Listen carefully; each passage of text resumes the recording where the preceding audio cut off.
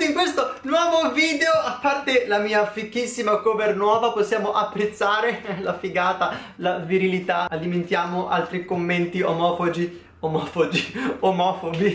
sotto il mio video.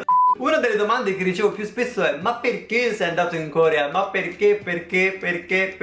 E oggi sono qui a rispondere a questa bellissima domanda. Sarà un po' una roba tipo story time, insomma. Parlerò un po' a vanvera per 3 ore e mezza, quindi preparatevi e niente, incominciamo.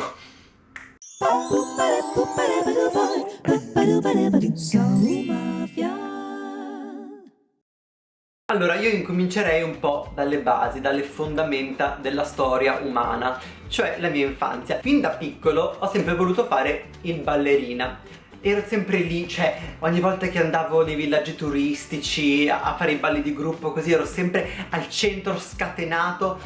Come si dice? La salsa della festa, come si dice? Vabbè, guardavano tutti me, insomma. E non so se lo sapete, ma a sto punto forse ormai sì, mio papà e mia sorella cantano entrambi, quindi anche il canto, insomma, tutte queste cose mi sono entrate passivamente.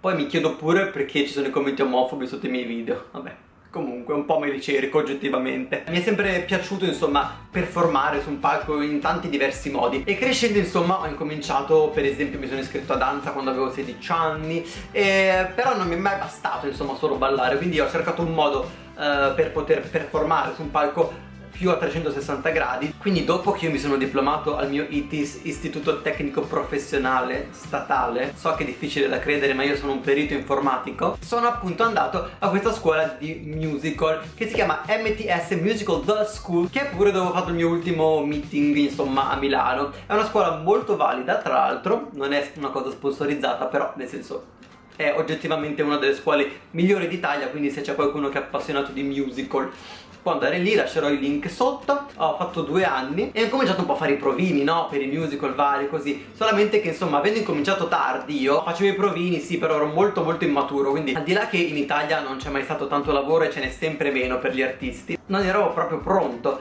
E quindi mi sono diplomato e ho avuto un periodo un po' di, insomma, stallo. Stallo si dice? Stallo. Mi piace proprio questa parola, stallo.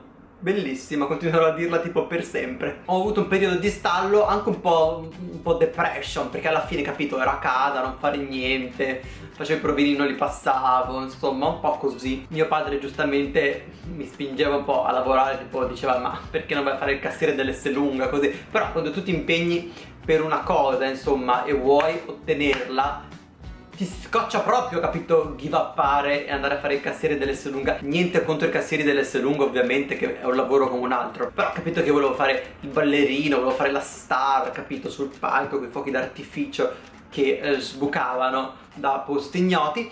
E quindi era un periodo un po' così, un po' sgremb, insomma, inventiamo parole nuove. Sbemb è una cosa positiva, sgremb negativa. Quindi durante questo periodo sgremb una mia amica mi fa conoscere il K-pop. Prima di tutto, cos'è il K-pop? Perché so che tanti di voi non gli frega un cacchio della musica coreana. Il K-pop è la musica popolare coreana, quindi K-Korean Pop, insomma.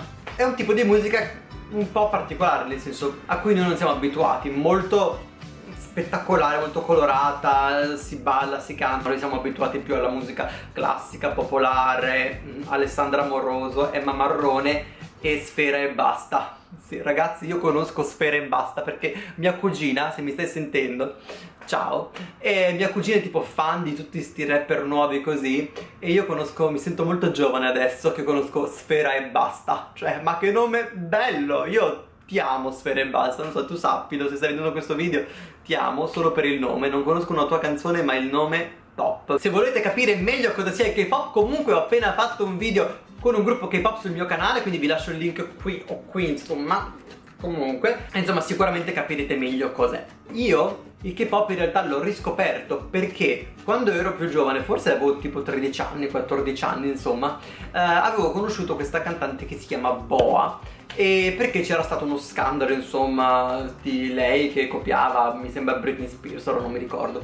Comunque era nelle news, io la scoprii ai tempi e mi piacesse, mi è piaciuto, mi ha allora, Boa mi piace, mi era piaciuto, cioè, ragazzi, no, vabbè, non è possibile andare avanti. Piacei, passato remoto di piacere. Mi piacque, ragazzi. Grazie Google. Comunque mi piacque molto e quindi in realtà io ascoltavo già K-pop, solo che non sapevo che era K-pop. Io ero convinto che questa Boa fosse una cantante giapponese e invece no, era coreana. Vabbè, comunque negli anni me l'ero un po' dimenticata e questa mia amica me la fece riscoprire. Facciamo che smetto di usare il passato remoto perché veramente, cioè, già non riesco a parlare normale. E mi rinnamoro del K-pop, insomma mi fisso così tanto che nella mia mente malata decido che per me è giusto diventare un idol coreano. Un idol coreano vuol dire un cantante di un gruppo coreano. Non so perché, non chiedetemelo, ma se io mi fisso su una cosa, io, guardate, la faccio, proprio la faccio. Incomincio a fare provini, ragazzi, incomincio a fare provini. Ho fatto il mio primo provino per un programma tipo X Factor che si chiama The Born of a Great Star e ho fatto un provino online in cui non sono passato, però fecero vedere insomma un po' di partecipanti che non erano passati e fecero vedere anche il mio video, quindi per qualche secondo andai in onda nel programma e mi ricordo che tipo fui super emozionato, tipo, cioè ero andato in televisione coreana, capito? Ero tipo super emozionato, a che ho deciso di insistere. Quindi dopo quel provino ne ho fatto un altro per la YG, che non so se lo sapete ma è una delle case più grandi che c'è in Corea, una casa discografica gigante. Fece un provino in Londra, bravissimo Marco, in Londra fece questo provino e io fui preso, no niente raga, devo continuare a usare il passato remoto. Questa è colpa dei miei amici napoletani a Seoul, perché loro usano un casino il passato remoto e quindi niente, mi continuano, proprio, vabbè. Feci questo provino per la YG e ne scelsero solo 5 e io fui tra questi 5 e arrivai terzo, ci fu uno spettacolo, insomma così. Come ho fatto questo provino a Londra? Ovviamente i miei genitori, quando io gli dissi di voler diventare un cantante in Corea, non è che proprio erano lì wow, ma che idea fantastica, vai, ma proprio perché io non ci ho pensato prima. Ovviamente erano un po' straniti e quindi io in realtà ho preso il biglietto di nascosto da mio padre, mi sembra, forse a mia mamma l'avevo detto, ma mio padre no. E l'ho preso di nascosto, tanto era comunque tipo 2 giorni, tipo sono andato a Londra un giorno e sono tornato il giorno dopo, quindi gli ho detto che stavo fuori a casa di un amico a dormire, che in effetti l'ho fatto perché a Londra avevo un amico e ho dormito a casa sua. E quindi sono andato lì, ho fatto il concorso, sono arrivato terzo e sono tornato il giorno dopo. Lì c'erano altre centinaia di televisioni coreane, ho fatto un sacco di interviste, ho fatto un sacco di cose e sono riandato in televisione coreana e mi sono gasato tantissimo ragazzi, sempre di più. Mi sono incominciato ad arrivare delle email, insomma di proposte, tra cui la seconda edizione di Born of a Great Star, che era il provino che non avevo passato la prima edizione, cioè l'anno prima. Mi hanno chiesto di fare il provino per l'anno dopo, che ho detto che faccio, non ci vado. Ovviamente ci sono andato, i provini erano in Inghilterra e appunto giustamente sono subito andato, li ho passati e ho vinto un viaggio per la Corea, quindi quello è stato il mio primissimo viaggio per la Corea. Sono andato la prima volta in Corea per fare questo programma tipo X Factor. Andato lì non sapevo mezza parola di coreano, non sapevo niente, non capivo una cippa lippa di quello che accadeva intorno a me, però sono andato in Corea gratis, quindi insomma ho avuto insomma prima di trasferirti in un paese ovviamente devi andarci a vedere com'è, quindi grazie a questo provino che ho passato sono riuscito ad andare in Corea gratis e me ne sono innamorato, nonostante ovviamente sia stato poi cacciato dal programma, abbia fallito perché non capivo una cippa di quello che mi dicevano, non capivo un cazzo.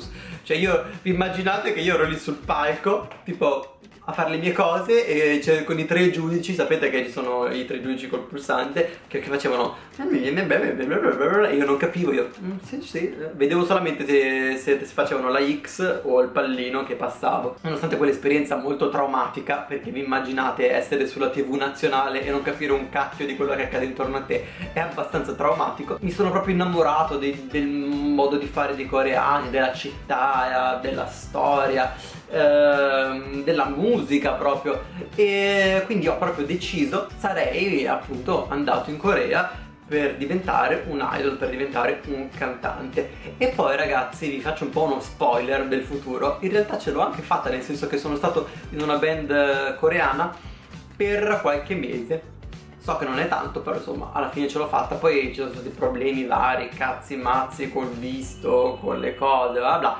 Però in realtà alla fine ce l'ho pure fatta.